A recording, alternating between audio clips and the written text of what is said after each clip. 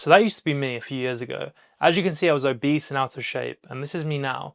And in today's video, I'm going to share with you 5 mental shifts that I would tell the old version of me if he wanted to lose fat as fast as possible. These shifts are the difference between starting a new diet every single month and never making any progress, and losing fat and keeping it off for the rest of your life. The first mental shift that is essential to make if you want to lose fat is you need to stop waiting to feel ready, because if you don't, you'll be waiting for that day for your entire life. Everyone convinces themselves that one day they're just going to wake up and have this crazy burst of motivation and start doing everything they can to lose fat. But how many times have you sat there and told yourself that you're going to start next Monday and then you don't? I get it, I lived like that for years, and I sat there on my sofa more or less every single day and told myself that I would start when I feel more ready and when I have the energy to do it and when I'm less busy. But trust me, from experience, I promise you, you are never going to feel ready before you act. You will feel ready once your thoughts and your actions align with the goal you are trying to achieve. You have to get this in your head. You are not going to go to the gym and eat perfect macros because you feel like it. You are going to do it because you said you were going to do it. And when that finally clicks with you, you will realize it's not your diet plan, your workout program, or genetics that are holding you back. It's simply you that's holding you back. You will waste years or even decades of your life waiting to feel ready to act, setting these bullshit conditions that are never going to come around, and that's going to keep you fat forever. So stop thinking about the way you feel. Just set yourself something small. It could be a 15-minute walk, and yes, your brain is going to come up with a million excuses as to why you should not do it, but just break it up into small steps. Everything you do. Get up off your sofa, put your shoes on, take one step out of the door, and before you know it, you've done the entire task you set. That's what you're going to have to do at first. Break smaller tasks into even smaller tasks, and that's how things become easy. Fat loss is never going to come from one magic moment of inspiration.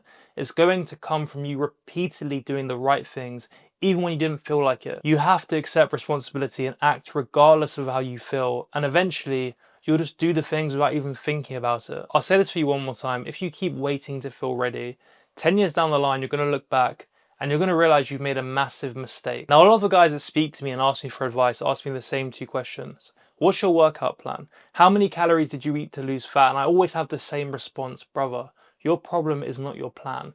Your problem is the standards you have for yourself. The problem actually is you tolerate and allow yourself to negotiate out of what you're supposed to be doing. You know, when I was fat, I would debate with myself non-stop, and I would allow myself to skip workouts and eat way too many calories all the time. Now that I'm in shape, I don't let my standards slide, and that doesn't mean I don't enjoy myself, but if your definition of enjoyment is being gluttonous to the point where you eat whatever and whenever you want, you are closer to an animal than a man. The most important standard that anyone can uphold is simply their word. If you keep promising yourself that you're going to do something and then proceed to break those promises, you are literally training your brain to think that you will never stick to anything that you set out to, and then it becomes easier and easier and easier to quit. The most important factor in fat loss is the identity you hold for yourself, and I see way too many guys with the identity that they want to lose fat desperately, but they won't do what's necessary to do so. And that's when losing fat becomes almost impossible. And that's when you're slowly conditioning yourself into thinking, well, what's the point of even trying? So every time you say to yourself that you're going to do it and then proceed to quit, you're actually making it harder and harder for yourself. When I started losing fat, it wasn't because I one day stumbled across a magic plan that solved my problems. It was because I raised my fucking standards, and every single day I would ask myself, what would the person I want to be doing right now? And once I did that, I rebuilt the trust I had with myself, because I actually stick to my word for once. And that's when fat loss, and quite frankly, any fucking goal you want to achieve, becomes easy. So stop searching for the perfect plan and simply raise the standards that you have for yourself. At the end of the day, I'm no different to you. We just experience consciousness through different vessels. So if I can lose fat, then guess what, my friends? So can you. The third shift you need to make is to start thinking about consistency from a different angle. Consistency is one of the words that is misunderstood by most. So many guys think that it means being 100% perfect on your plan, hitting the perfect macros, never missing a gym session, and doing a bunch of cardio.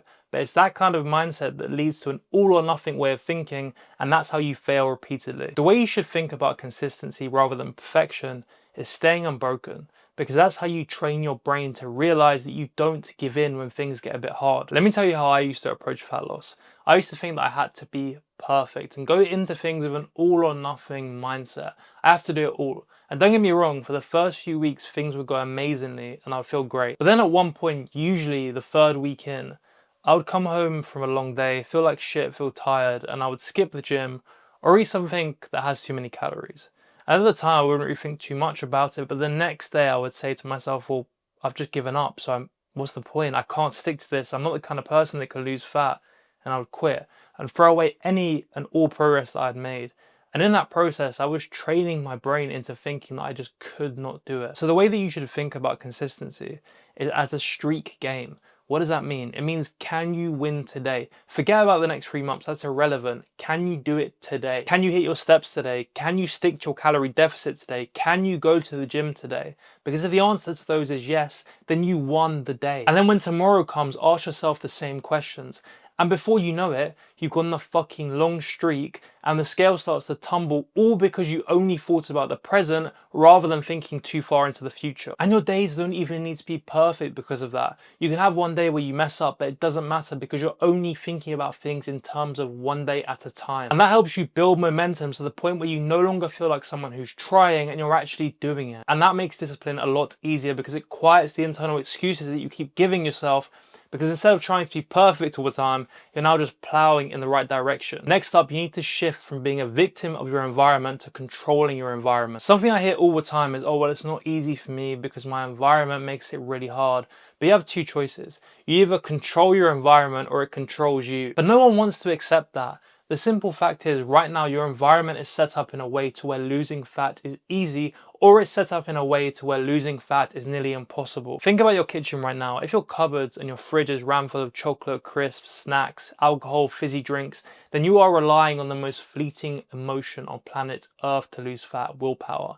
And if you're relying on willpower, I'm sorry, but you're just not going to do it. Be realistic with yourself for a second. When you come home after a long, tiring day at work and you're stressed out, your boss has shouted at you, you're tired, you haven't hit your sales target, do you really think that you're not going to take the easiest option, which is usually the high calorie option?